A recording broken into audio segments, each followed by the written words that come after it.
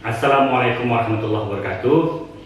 Hari ini kita akan membahas tentang ulumul Quran, ayat-ayat makkiyah dan ayat-ayat madaniyah.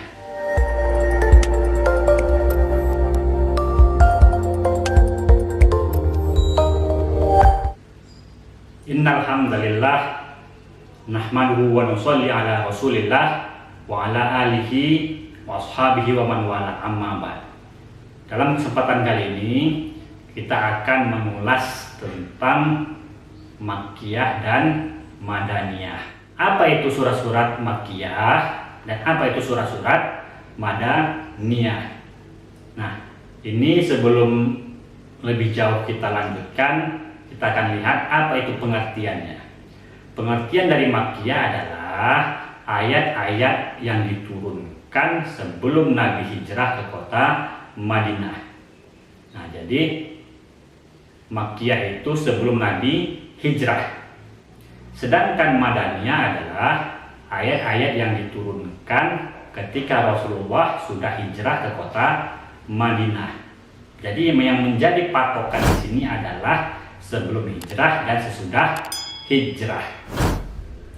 Meskipun bisa saja turunnya di kota Mekah, tapi itu waktunya setelah hijrah. Maka hal-hal seperti ini, ayat-ayat seperti ini tetap dikategorikan sebagai madaniyah. Patokannya itu adalah hijrah atau sebelum hijrah. Nah, itu dari pengertiannya.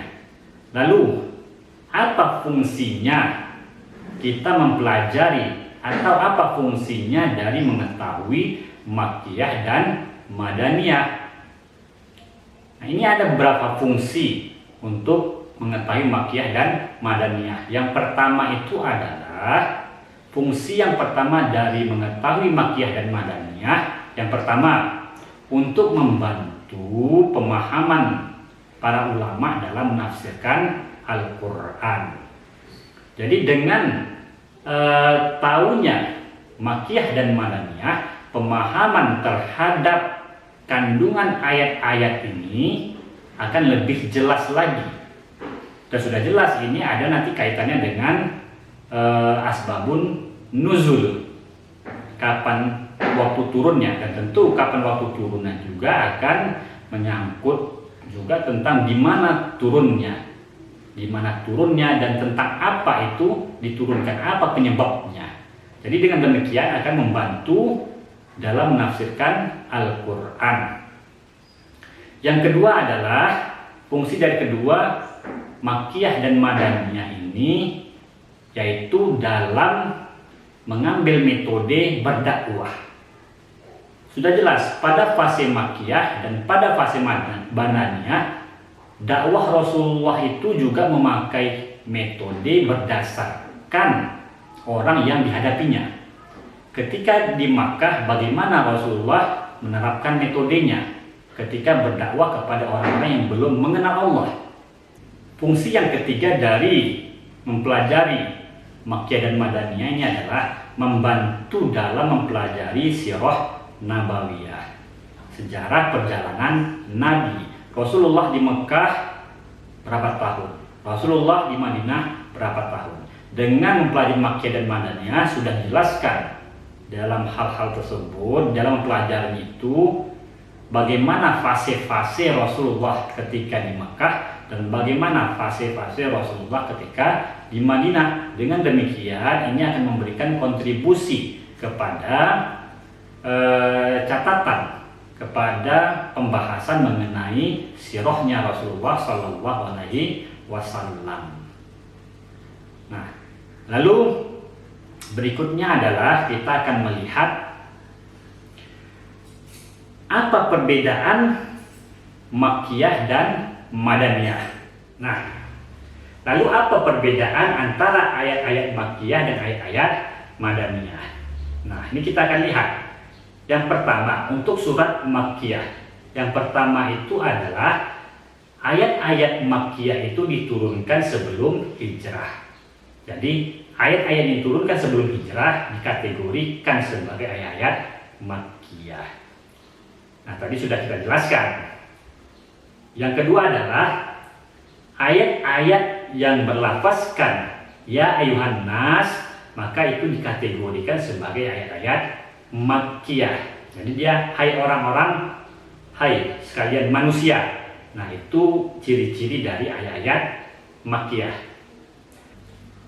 Lalu bentuk surat makkiyah selanjutnya adalah bahwa ayat-ayat makkiyah itu berisi tentang ketahuan kepada Allah, berisi tentang keimanan kepada Allah, keimanan kepada Rasul, keimanan kepada hari akhir, bentuk ahwal keadaan hari kiamat. Nah, fondasi-fondasi keimanan, fondasi-fondasi ketahuan kepada Allah merupakan ciri-ciri dari ayat-ayat makkiyah. Lalu ciri yang berikutnya adalah ayat-ayat sajadah merupakan ayat-ayat makkiyah. Ayat sajadah itu adalah ayat-ayat yang kalau kita baca, kita disunahkan untuk sujud sajadah. Nah, seluruh ayat-ayat sajadah merupakan ayat-ayat makkiyah. Contohnya wasjud waqtarib. Nah, kemudian yang berikutnya adalah ayat-ayat yang menggunakan lafaz kalla. Ayat-ayat yang menggunakan lafaz kalla merupakan ayat-ayat makkiyah. Kalla sawfa ta'lamun, kalla la yunbadanna fil hutamah, ma adraka mal hutamah. Nah, jadi kalla itu ciri dari ayat-ayat makkiyah. Nah, lalu yang berikutnya adalah ayat-ayat makkiyah ini menceritakan kisah tentang para nabi, menceritakan tentang umat-umat terdahulu. Jadi ayat-ayat yang mengisahkan tentang para nabi terdahulu, umat-umat terdahulu merupakan kategori ayat makkiyah, kecuali yang terdapat pada surat Al-Baqarah. Surat Al-Baqarah itu termasuk dia kategori surat Madaniyah.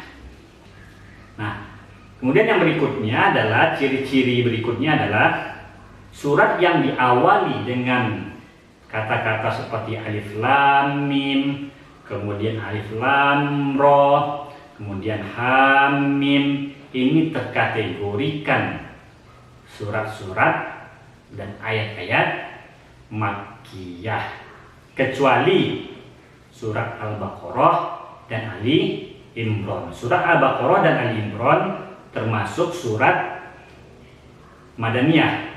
Nah, ada untuk surat Ar-Ra'du, itu menjadi perselisihan di kalangan ulama. Lalu berikutnya adalah ciri-ciri dari surat makkiyah, ayatnya pendek-pendek, terpotong-potong pendek ya.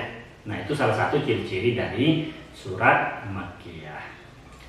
Lalu bagaimana pula ciri-ciri dari surat Madaniyah atau ciri-ciri dari ayat-ayat Madaniyah? Ciri-ciri dari ayat-ayat Madaniyah yang pertama adalah ayatnya diturunkan setelah hijrahnya Rasulullah SAW ke kota Madinah. Jadi patokannya itu adalah hijrah. Kalau sebelum hijrah makkiyah, setelah hijrah Madaniyah. Walaupun diturunkan di kota Mekah, misalnya contoh ayat Madaniyah diturunkan setelah hijrah, namun di kota Mekah diturunkan seperti pada haji wada, al-yauma akmaltu lakum dinakum. Nah, itu diturunkan di kota Mekah, tapi dikategorikan sebagai ayat Madaniyah karena diturunkan setelah hijrah. Kemudian ciri yang berikutnya adalah ayat-ayat yang menggunakan kata-kata ya ayyuhalladzina amanu merupakan ayat-ayat Madaniyah. Nah, jadi lafaz yang digunakan bukan lagi ya ayyuhan nas, bukan lagi umum, tapi sudah lebih spesifik, yaitu ya ayyuhalladzina amanu, hai orang-orang yang beriman. Ini sudah kepada orang-orang yang beriman, kaum muslimin, dia bukan lagi kepada manusia. Nah, ini ayat-ayat yang seperti itu dikategorikan sebagai ayat-ayat Madaniyah. Ciri berikutnya adalah bahwa ayat-ayat Madaniyah ini bercerita tentang kaum-kaum munafikin. bercerita tentang keadaan-keadaan kaum munafikin, hasrat-hasrat mereka, keinginan-keinginan mereka.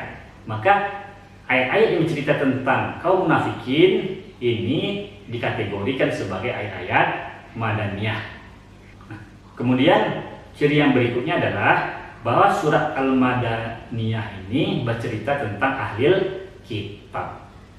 Nah, ayat-ayat bercerita atau mendebati ahlul kitab. Ahlul kitab itu Yahudi, Nasrani, itu termasuk dalam ayat-ayat Madaniyah.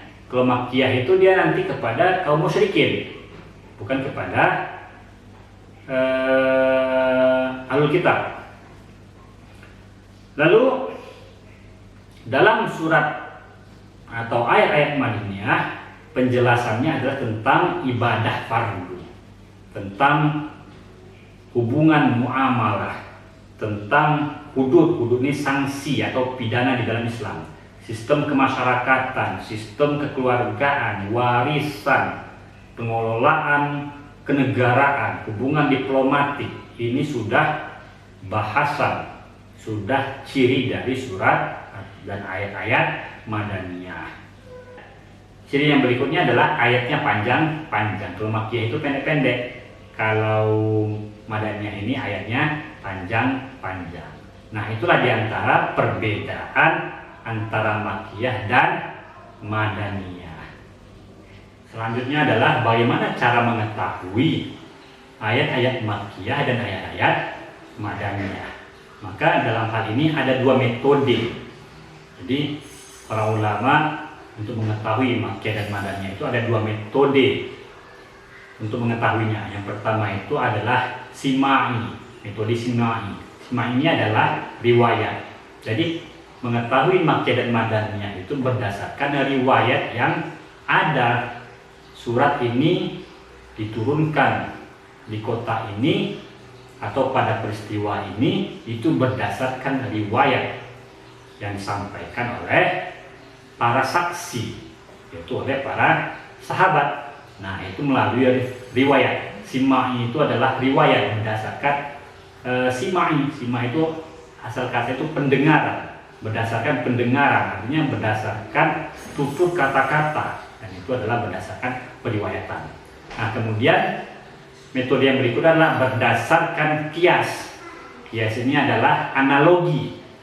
Nah, setelah dibahas, setelah diteliti para ulama, maka ayat-ayat yang bercirikan seperti ini, lalu itu dianalogikanlah kepada ayat-ayat yang serupa. Maka jika ayatnya berbentuk panjang-panjang atau pendek-pendek, atau ciri ayatnya adalah bercerita tentang tauhidan, maka hal tersebut dikategorikan sebagai ayat-ayat yang terkategori tercirikan seperti itu. Nah, itu berdasarkan qiyas atau analogi. Yang terakhir, kita akan melihat surat-surat mana saja yang terkategori Madaniyah dan mana saja yang terkategori Makkiyah. Di dalam Al-Quran terdapat 114 surat. Ke 114 surat ini juga terdiri dari surat-surat Makkiyah dan surat-surat Madaniyah. Dan kita akan melihat apa-apa saja surat Makkiyah dan surat Madaniyah itu. Di sini kita akan awali dari surat-surat Madaniyah. Surat-surat terkategori Madaniyah itu ada 20 surat. Yang pertama itu Al-Baqarah, Ali Imran, An-Nisa, Al-Maidah, Al-Anfal, At-Taubah, An-Nur, Al-Ahzab, Muhammad, Al-Fat, Al-Hujurat, Al-Hadid, Al-Mujadilah, Al-Hasyr, Al-Mumtahanah, Al-Jumu'ah, Al-Munafiqun, At-Talaq, At-Tahrim, dan An-Nasr. Nah, itu adalah surat-surat Madaniyah. Kemudian berikutnya adalah surat-surat yang diperselisihkan. Artinya ini surat ada yang mengatakan Makkiyah dan ada yang Madaniyah, artinya menjadi perdebatan. Ada 12 surat, yaitu Al-Fatihah, Ar-Ra'du, Ar-Rahman, As-Saff, At-Taghabun, Al-Mutaffifin, Al-Qadar, Al-Bayyinah, Al-Zalzalah, Al-Ikhlas, Al-Falaq, dan surat An-Nas. Adapun selainnya terkategorikan surat Makkiyah, yaitu sebanyak 84 surat. Total keseluruhannya, pertama surat Madaniyah itu 20, ditambah surat yang diselisihkan 12 menjadi 32, ditambah surat Makkiyah sebanyak 84, maka berjumlah pas 114 surat. Demikian saja kajian singkat kita kali ini.